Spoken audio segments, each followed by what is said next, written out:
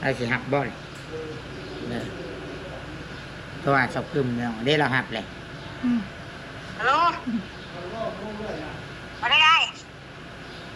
สบายดีFCเลยสบายดีเด้อFCตู้ซิดสบายดีน่ะสดจะตกมียังบอกกับเราให้มะนาวบอกกับเราจะเจี๊ยชื่อเอามาเอาแล้วเชื่อเด้อเชื่อกับยังบอกเราเชื่อกับมอนกับฉินพร้อมฉินพร้อมสมมาว่าแม่นโอ้คือมาจบแท้กับฉินพร้อมมอนพร้อมแพ้พร้อมมาตู้ซิดยังมื้อนี้มาบอกนี่ซื่อบ่มาบอกอีกแล้วให้เราลงไปเอาอยู่เฮือนเดี๋ยวบอกเราเลยลงไปเอาอีกเพื่อนเขาเด้อฉันมามือได้วันทิศบอกแกเรามาโบสถ์อะไรวันทิศบ่วันทิศกูแล้วนี่ก็วันยังมื้อนี้มื้อนี้วันประหัสแม่นวันจิตเดชอยู่ฮอดตะวันประหัสบ่ได้ไปซ้ำมื้อตั้งเบิ่งติดสิมาว่าสิไปต่อยาให้เอาแต่เสื้อบ่ให้เรานะเชื่อกับมอนคือกันกับของข่อยแม่นเราเป็นผู้หญิงเราได้สิทธิ์แล้วเนาะเครื่องจะให้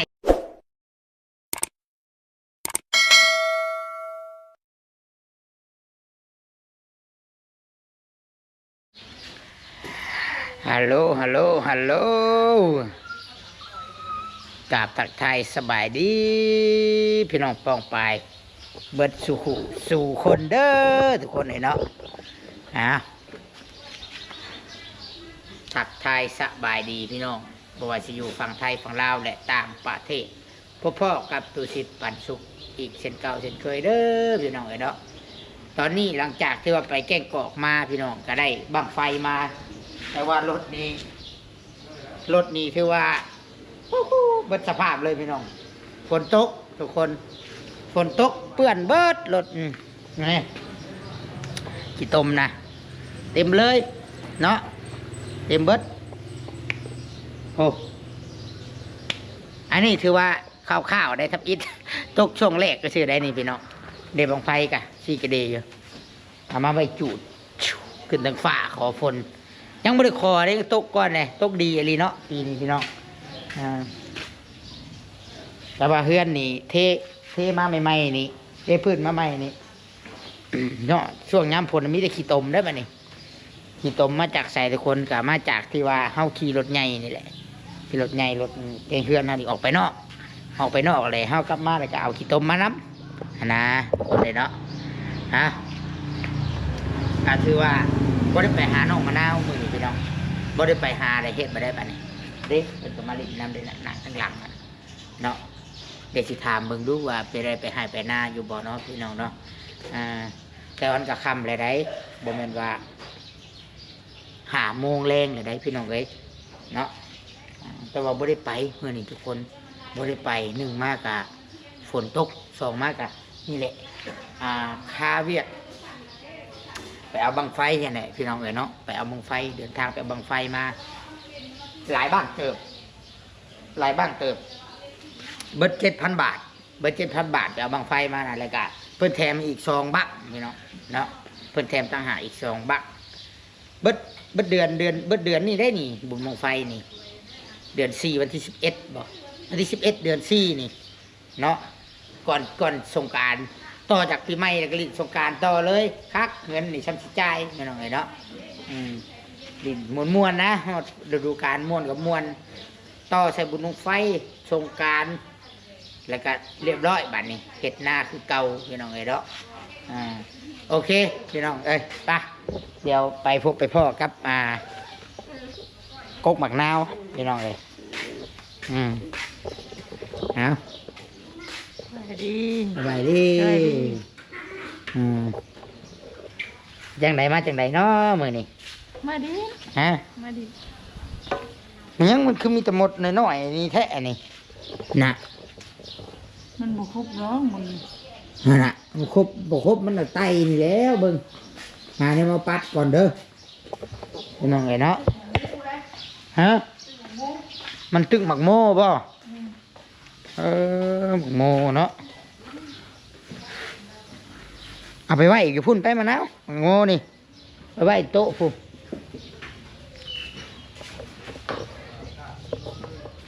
ไปพุ่นบ่ นี่ไว้นี่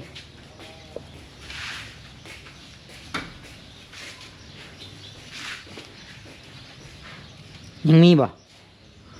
ยังมีอยู่มันกระไตขึ้นมาคือเก่า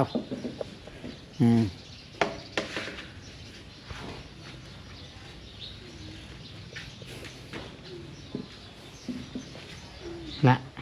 อยู่โต๊ะเต็มไปเลย มันครบบนนี่มันทางไตอยู่เนี่ย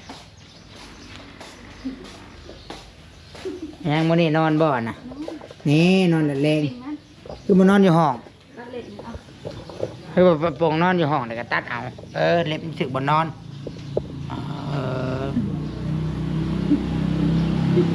สิเมื่อสวรรค์บ่นะเมื่อตอนนี้สิเมื่อนอนพุดอ้ายเดี๋ยวเอาเดี๋ยวบังไฟกับเพิ่นกินเพิ่นสิเมื่อสวรรค์นายเพิ่นสิมาเด้แต่เวียงเด้นายพลพี่น้องเนาะคือว่าเอารถไปดีมั้ย ฮะ เอารถไปดี มันยากมันเครื่องหลายรถอยู่ในรถคันน่ะมีเอาบอกอาวุธเพิ่นอีกเด้ ไปส่งให้หน่อย ตำรวจเนาะปืนไปส่งให้เพิ่นฮาร์โมนีไปน้ำที่ฮาร์โมนีอยู่เพื่อนมีไอ้งาม เนี่ย หน้าขาวขึ้นเนาะอีผาคือว่าเบิดเนาะแม่นบ่ เราทาครีมใช่ป่ะ จังหวะ เราทาครีมหน้าขาวจ้ะ เอาเท่าใดคือเอาผู้ละเท่าใดตายยัง ไปใช้เงินค่ะย่อง เดี๋ยวแต่ แต่ไปยังมายังไปจังไรมาจังไรอะไร มาดินี่เด้อ ทางบ่ยากบ่ เพื่อนอยู่ บ่ น่ะ ได้เหยียบขี้ตมมาบ่ เพิ่นโกอันนี้ดิใครนี่ คอนกรีต ฮะ คอนกรีตเพิ่นเอิ้นเปตงก็ได้คอนกรีตก็ได้ แซ่บบ่แกงห อ่า แซ่บดิ มากินแกงหน่อไม้อีกบ่นี่ แกงข้าวเพิ่นกิน มากินข้าวบ่ต้องมากินข้าว มาดินเนี่ย ตอนแรก กินบ่เข้าเพิ่นน่ะ มาแบบหมูแต่งกินติ กิน ไปอยู่บ่นามื้อนี่ ไปนะหากับมาแล้วก็อาบน้ำแล้วก็ย่างมานี่ อ่าเอาแล้วบ่ใส่ถ่านอยู่รถ เอาแล้ว อ่า คนที่แล้วมันมีสายชักแล้วมันบอลชักแล้วก็จะรถคันนี้เนี่ย ฮะ มันมีสายชักนะสายชักแต่มันมีบอลเสียบนะนั่นของเป็นมีปักเสียบกับแม่ได้ เพราะว่ารถกันออนิวนั่นมันจะมีปลั๊กเสียบพี่น้องกันเนาะเพิ่นสิเมื่อนายเพิ่นสิมาเด้นายเราสิมาแต่ประช่วงเอามาเพิ่นมาลิดมาเวียกเพิ่น เขาจูดเป็นบ่ได้นั่นนะ ฮะ จูดเป็นบ่ได้ เอามารายงานสภาพบ่ จูดฮื้อไปน้ำจูดน้ จูดมือได้จูดบาดมือนี่บ่ ำเมื่อนี้นะจูดครั้งหนึงฮื้อไปครั้งหนึง จูดอยู่ในหันเลย จูดหันเลย จูดแต่มันโบเปื้อนเจ้าบ่บนเท้านังปวดออกเด้อไปแล้วเด้อ มันก็บ่ได้เปื้อนปานใด จูดค่าหันเลยดิ จูดค่า จูด หัน แหละให้มันเป็นจูดไอ้ต้องเก็บกวดออกให้มันเป็นบอลนั่งขอยบ่อยากไปได้ขอยบ่มีบอลนั่งไปโดนตากแดดพี่น้องนั่งตากแดดใหญ่ปานดอกกันใหญ่หยัง บดแต่มื้อนี้แล้วเนาะ อืมมื้ออื่นมื้อใดคำว่ามื้ออื่นแดดคันทางแห้งก็สิออกไปคันทางมาแห้งนี่ยังบ่ได้ไปเบิ่งสภาพก่อนจะเบิ่งเวียกมื้ออื่นนำบ่ได้ไปดอกเพราะว่าสิได้เข้าสวรรค์เด้อมื้ออื่นเด้อบางโทรหาไอ้กึมให้เรามาเอาเสื้อบ่ได้บอกเราบ่3มื้อ ผิดเด้เอามา บัดมื้ออันนั้นเจ้าบ่ได้บอกเราบ่ ดื่มหมด เอาผิดไปให้เราเข้ามาเอาเรามาเห็น โทรหาเราอยู่เฮือนอยู่เราสิหับบ่เด้อโทรหาสอบกึมเนาะเด้เราหับเลย อืม ฮัลโหลมาได้ไง สบายดี FC เลย สบายดีเด้อ FC ตู้ซิดสบายดีน่ะสดจะตก มีหยังบอกกับเราให้มะนาวบอกกับเราจุดเจียถือเอา มาเอาแล้วเชื่อเด้อ เชื่อกับยัง สม บอก มา เรา เชื่อกับหมอนกับฉินพร้อมฉินพร้อม สมมาว่า แม่น โอ้คือมาจดแท้ กับฉินพร้อมหมอนพร้อมแพรพร้อม มาหาตู้ซิดยังมื้อนี้มาบอกนี่ซื่อบ่ มาบอกอีกแล้ว ยังสิเข้าไปอยู่ไปส่งแล้ว ให้เราลงไปเอาอยู่เฮือนเดี๋ยวบอกเราเลย ลงไปเอาอีกเพื่อนเขาเด้อ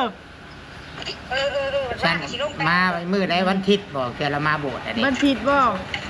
มันผิดกูแล้ว อืม นี่ก็ว่ายังมื้อนี้ มื้อนี้วันประหัส ตาฮัก แม่น บ่จิตเด่นอยู่ฮอดตะวันตะฮักบ่ได้ไปซ้ำมื้อตั้งเบิ่ง ติดสิมาว่าสิไปต่อยาให้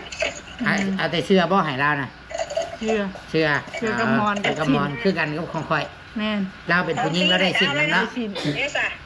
เครื่องจะให้ค่าหยังก็บอกเราเลยให้ด้วยเหตุผลหยัง เนาะน้องมะนาว ถ้าพาไปหาหมอหาหยังให้แล้วพาไปปิ้น สมมาเนาะ สมมา ค่าสมมาใช่หรอ สมมา เออโต๊ะอยู่ว่าบ้านเฮาน่ะ ตก ตกแห้งเนาะ ตกแห้งเปื้อนครับ แห้งกูตกแห้งกูอยู่ชะโนง เย็นๆปลูกได้หลายดีเด้อพักนะ ปลูกอยู่ ขายเอาเงินนะ กำลังออกก็มี ไอ้คนเป็นน้องแน่สอบFC ผู้เบิ่งผู้ติดตามกันประกาศมีกำลังใจแล้วน้องมะนาวอยากทำมาหากินช่วยเหลือสามีแหละกะมีสติสตังค์ก็เฮาต้องเฮ็ดเองเฮานำแล้วเปล่า ยินบ่เลยว่า ยินบ่ ยินบ่เลยคือว่านะถ้าคือบ่นี่ยินบ่ ได้ยิน ตู้ซิดบอกทางตู้ซิดทางคนตู้ซิดหัน มัน ได้ ก็ ดี มันความเศร้ากึมน้ำมันเลยเนาะ บางคนเนี่ยการเห็นคอมเมนต์ตู้ซิดว่าว่าไอ้ซิดนี่ตื่นเช้ามามันก็มาถ่ายแต่อันนี้เราไม่มีอันที่อื่นต้องไปบ้างเหรอเป็นว่าได้ เอาแมนบ่เศร้ากึม อยากฝากบอกเด้อ เอา อยากฝากบอกFGคนที่คอมเมนต์ว่าไอ้ตู้ซิดไม่มีที่ไปเหรอถึงมาถ่ายน้องมะนาวก็คือ อันนี้เป็นงานการกุศลแบบจริงใจเนาะบริวารผลตอบแทนหรือว่าวางเงินคำหรือว่าวางแบบว่าให้คนมาช่วยเหลือแบบคือแบบว่าจนตัวเองมีรายได้เนาะคือการช่วยเหลือแบบจริงใจ แต่เขา ช่วยเหลือคน เอาซอยคนบ้านเดียวกันเนาะ ที่คุณนันทีฝากบอกFGทุกนันทีว่าตุซิดก็คือว่าตุซิดทำบุญด้วยความจริงใจเนาะบริวารมาตอบแทนนู่นนี่นั่นเฮ็ดไปเป็นงานอดิเรกทำบุญจากหัวใจ100%เนาะแบบว่าเข้าบริวารทั้งบาซีเอายอดวิวหรือว่ารวยยัน YouTube มันบ่แม่นเนาะอยากฝากบอก FC เพิ่นเด้อ อยู่เพื่อนบ่ได้นี่นะ นะแต่ว่าฮะ อยู่เพื่อนบ่ได้นี่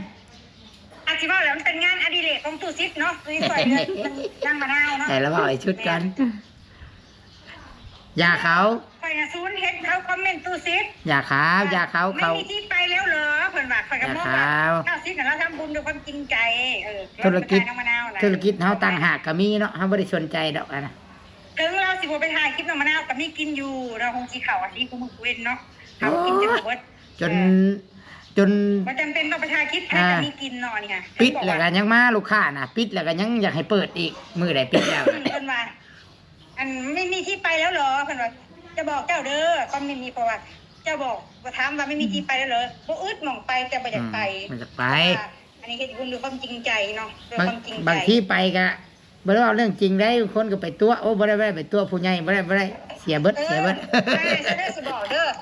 ตู้ที่ก็ข่อยน่ะสร้างภาพบ่เป็นเฮ็ดสร้างดราม่าบ่เป็นนั่งให้อยู่เที่ยงหนองเที่ยงนานั่งให้บ่มองเกิดอยู่กันนอนเฮ็ดบ่เป็นตัวคนยันบาปยันเวรตัว FC ตัวคนเบิ่ง มะนาวนี่แล้วทุกข์อะไรได้มะนาวนี่เนาะ เอาเรื่องจริงมาเว้านี่ค่ะมะนาวแล้วทุกข์อะไรมะนาว บ่เป็นเสแสร้งบ่เป็นความหมายมันน่ะ ข่าวบัดช่างเฮาบาดนี้ เฮาคนตรงอยู่ยากก็บ่เป็นหยังเนาะเฮาก็บ่ ย่าเฮาก็ช่วยแต่มะนาวเด้ให้แล้วสมหวังแหน่เฮาก็ดูแลอยู่คุมื้อนี่ก็3-4เคสก็ดูแลบ่ใกล้ชิดแล้วก็เขาก็รู้เรื่องไปด้วยดีผู้เพิ่น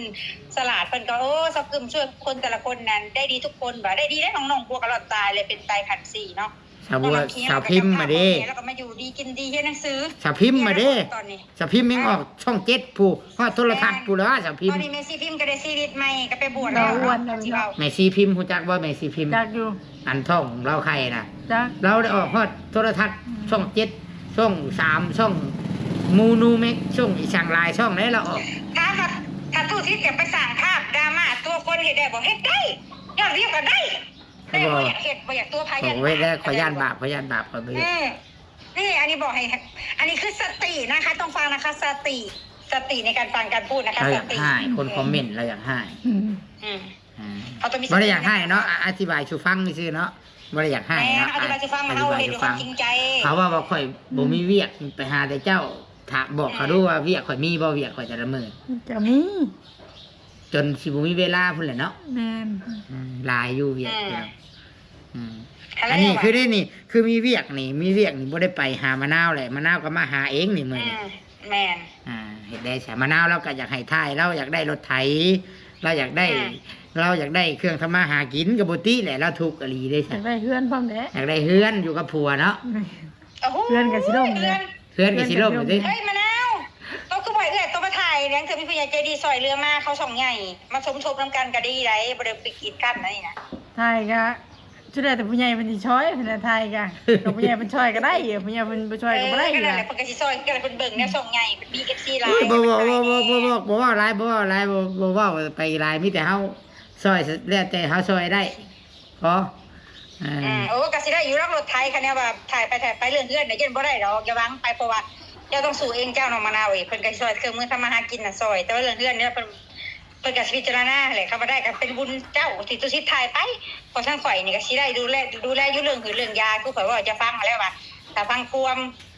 เรื่องเพิ่นบอกเลยทางความตามเพิ่นบ่เฮ็ดคือเพิ่นบอกแล้วได้เพิ่นบอกว่าบ่ให้มีลูกเด้อดูแลตัวเองเด้อบ่ให้เป็นภาระของสังคมอย่าลูกออกมาแล้วมันสิผสมประกอบมีกรรมมีเวรแล้วบ่ให้เอา ลูกเป็นยังลูกออกมาเป็นอะไรมานานแล้วอ่ะ บ่ เป็นอะไร บ่สมบูรณ์บ่ สมบูรณ์เนาะ แม่นบ่ เป็น เป็น พิ เนาะ การเฮ็ดจังได๋ แต่เพลงคือเก่าเลยเนาะ ผู้หนึ่งเนี่ยจะมาเป็นผู้2ผู้3บ่ได้เด้ เอาตามนั้นอย่าลืมมาเอาเด้อ โอเคขอบใจอ้าวสำนีแหละให้เรียกก่อน โอเค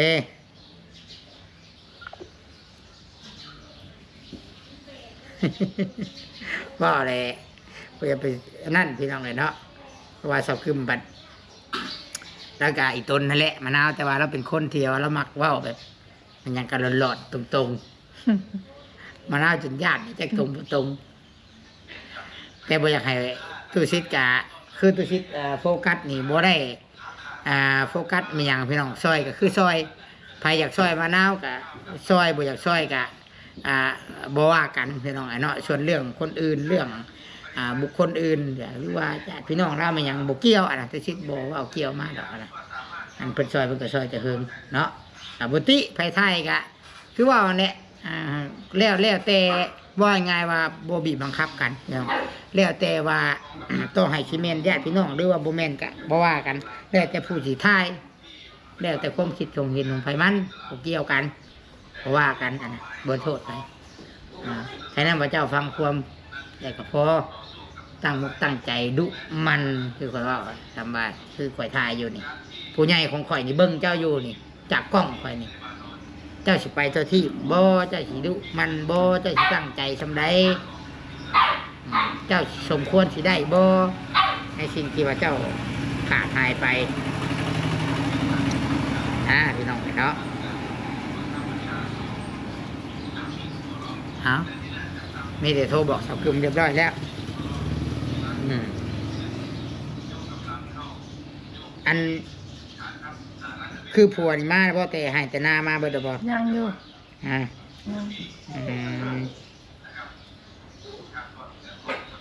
ยังเนาะเดี๋ยวพี่น้องแป๊บนึง